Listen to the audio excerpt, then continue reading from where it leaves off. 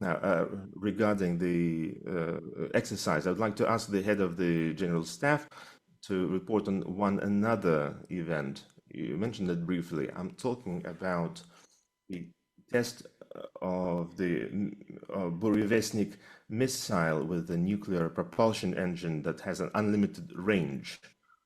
I know that I have a report from the industrial side.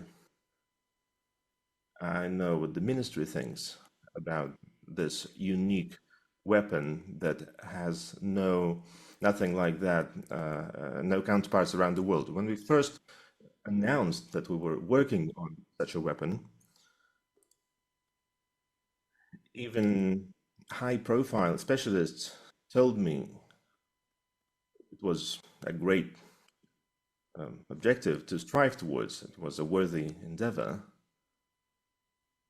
but it was something that was not feasible in the foreseeable future. That was something that very knowledgeable people told me. And now the decisive test has been completed. There's still a lot of work to be done in order to deploy this weapon and make it operational. There are many regulations to be observed and stages to go through, and yet all the key tasks have been solved. Now, as far as I understand, so I would like to hear from you. Comrade Commander-in-Chief, yes, on the 21st of October, that test was carried out. The difference between that launch and the previous launches is that there was a multi-hour flight of that missile that traveled 14,000 kilometers, and that's not its limit.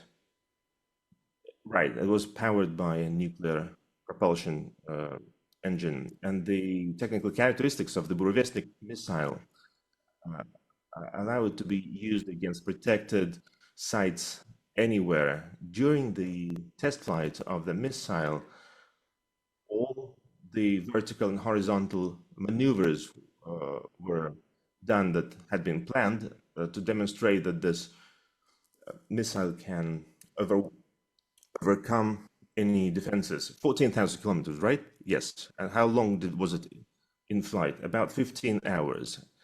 And that's not the limit. No, that's not the limit. We will need to find a way to classify this weapon in the future, what kind of a weapon it is. We would not need to find a way to define how it can be used and start preparing the infrastructure for deploying this weapon in our armed forces. Yes, sir. Now,